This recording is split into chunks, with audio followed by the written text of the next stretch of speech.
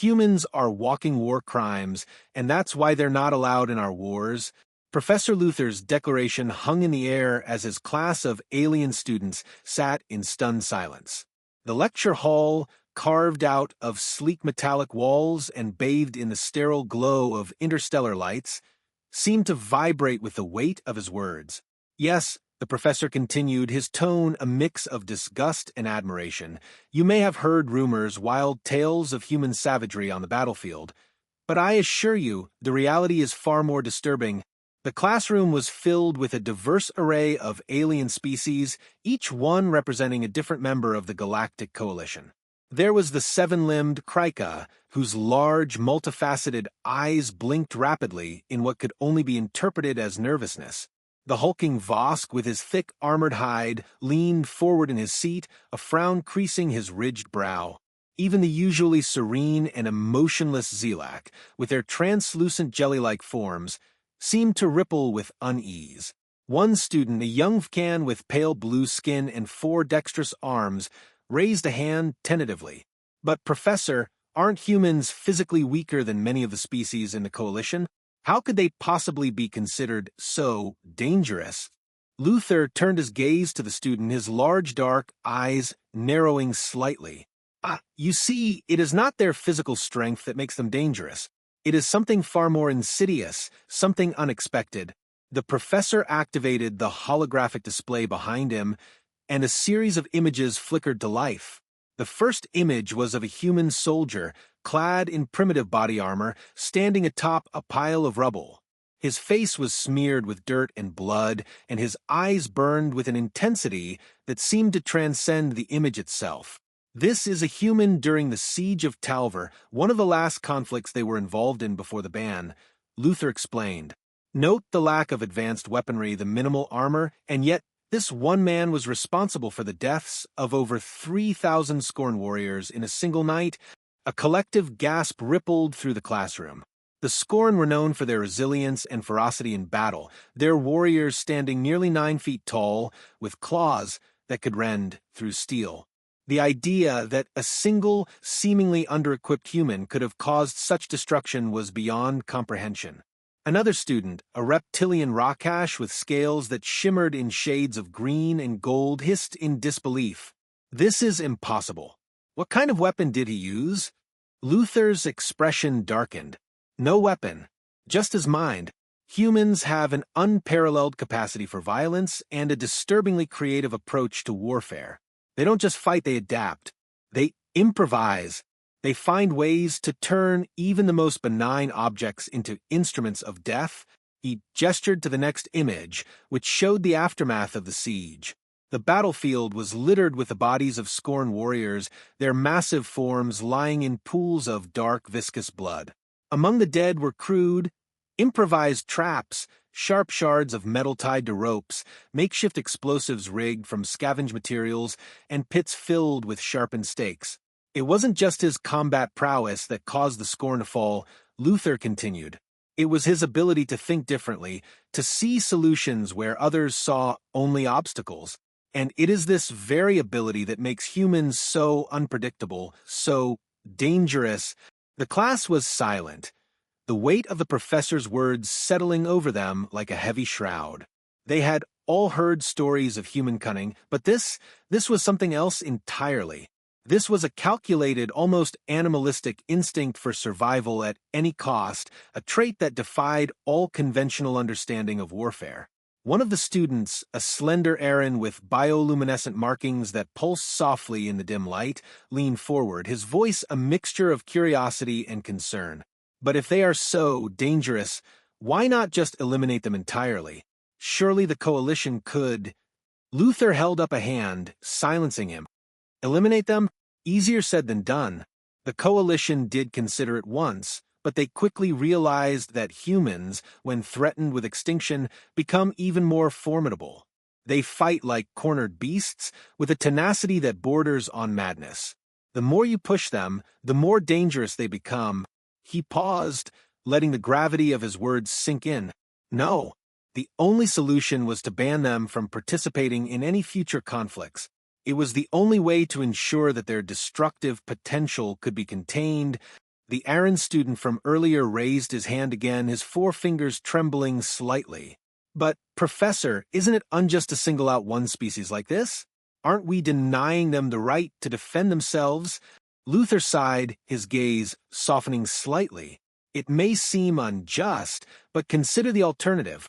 Allowing humans to engage in galactic warfare would be akin to unleashing a force of nature, a force that even the most advanced species in the coalition cannot fully comprehend or control. It is not a question of justice, but of survival. The room fell into a contemplative silence, the students wrestling with the disturbing truths they had just learned. They had always been taught that the coalition's ban on human involvement in war was a measure of fairness, a way to prevent a technologically inferior species from being overwhelmed. But now they realized it was something far more complex, something far more terrifying. Luther turned off the holographic display and faced his class once more. Remember this lesson well. The galaxy is full of mysteries, and not all of them are meant to be understood. Some are simply meant to be avoided. The professor glanced at the time, then nodded slightly. That will be all for today. I suggest you reflect on what we've discussed. There will be a follow-up session tomorrow, where we will delve deeper into the historical events that led to the ban. As the students began to gather their belongings and exit the lecture hall, Luther watched them with a thoughtful expression. He had seen the horrors of human warfare firsthand, had lost friends and colleagues to the relentless, merciless ingenuity of the human mind. He knew better than most that the ban was not just a precaution, it was a necessity. But as he watched the last of the students file out, a lingering doubt gnawed at the edges of his mind. The galaxy was vast and unpredictable, and despite all the coalition's precautions, he couldn't shake the feeling that the humans were simply biding their time, waiting for the moment when they would be unleashed once more. And when that day came, he feared that no amount of preparation would be enough. The following day, the lecture hall was packed to the brim.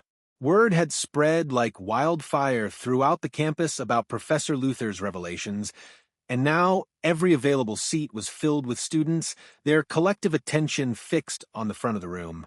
Some had even gathered in the aisles, their faces eager with anticipation. The tension was thick as they awaited the professor's arrival, their minds still reeling from the previous lecture. When Luther finally entered, the room fell silent almost instantly. He walked to the center of the hall, his movements measured and deliberate. For a moment, he simply stood there, surveying the room as if gauging the readiness of his audience. "I see I have a few more attendees today," he remarked dryly, his voice carrying a hint of amusement. "I suppose you all want to hear more about the humans? Very well." He activated the holographic display once more, and the image of a planet appeared, a blue and green world, its surface crisscrossed with scars of war and conflict. "This," Luther began, "is Cadria, for a former Scorn colony world. You may have heard of it in your history studies, but let me assure you, what happened here was nothing short of extraordinary, and it all began with the arrival of a single human unit. The image shifted to a group of human soldiers, their faces obscured by the visors of their helmets. They moved with a fluidity and coordination that spoke of years of training and discipline, their weapons held at the ready as they advanced through the dense jungle terrain. This was supposed to be a suicide mission, Luther explained. The coalition needed to delay the Scorn long enough for our main forces to regroup, and this human unit was tasked with holding them off. They were outnumbered, outgunned, and completely surrounded. He paused, letting the gravity of the situation sink in. But instead of retreating or surrendering, the humans did something completely unexpected. The display shifted again, showing the humans in the midst of battle. They moved like phantoms through the underbrush, their weapons spitting fire as they engaged the Scorn with a ferocity that bordered on madness. Despite their smaller numbers, the humans fought with a level of aggression and cunning that left the Scorn reeling. At first, the Scorn commanders were baffled. Luther continued. They couldn't understand how this tiny force was holding its ground, let alone pushing them back. But then, they realized something even more disturbing. The humans were not just fighting for survival, they were enjoying it. A murmur of disbelief rippled through the classroom. The idea that anyone could find pleasure in the midst of such carnage was incomprehensible to most of the students, whose species had long since abandoned such primal instincts. Luther gestured to the display, which now showed a human soldier standing over the body of a fallen Scorn warrior. His chest heaved with exertion, but there was a wild, almost euphoric look in his eyes, as if he had tapped into something deep and primal within himself. The humans called it the thrill of the hunt. Luther said, his tone tinged with something that might have been fear. They would lure the Scorn into traps, picking them off one by one, always staying just out of reach. They turned the jungle into their own personal hunting ground, and for 3 days and nights, they waged a guerrilla war unlike anything the Scorn had ever seen. He paused, his gaze sweeping over the room, and then on the 4th day, the humans vanished. The holographic display flickered, showing the aftermath of the battle. The jungle was littered with the bodies of Scorn warriors, their formidable strength rendered meaningless against the humans' hit-and-run tactics. But of the humans themselves, there was no trace.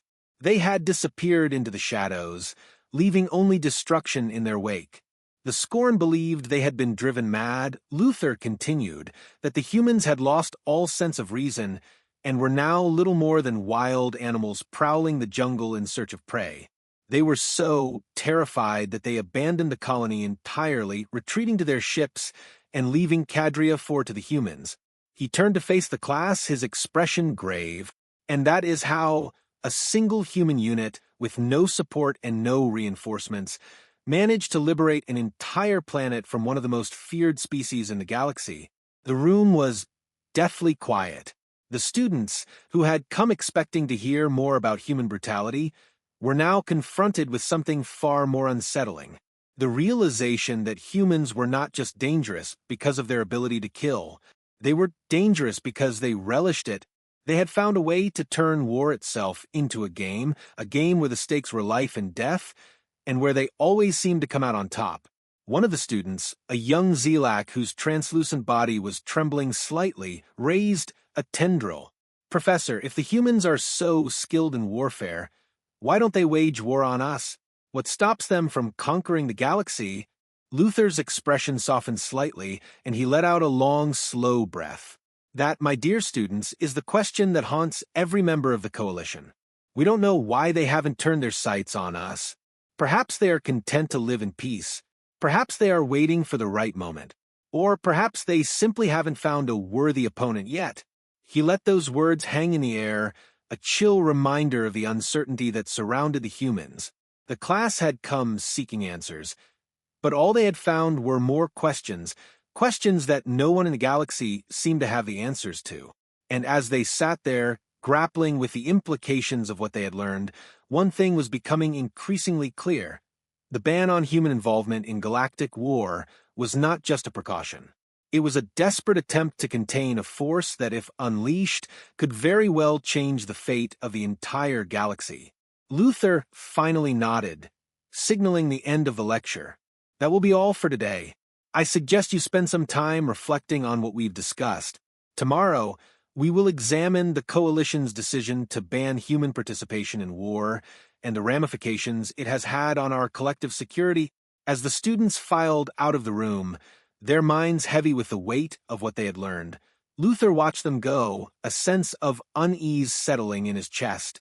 He had spent his entire career studying humans, trying to understand what made them so uniquely dangerous. But the more he learned, the more he realized how little he truly knew. And that, more than anything else, terrified him.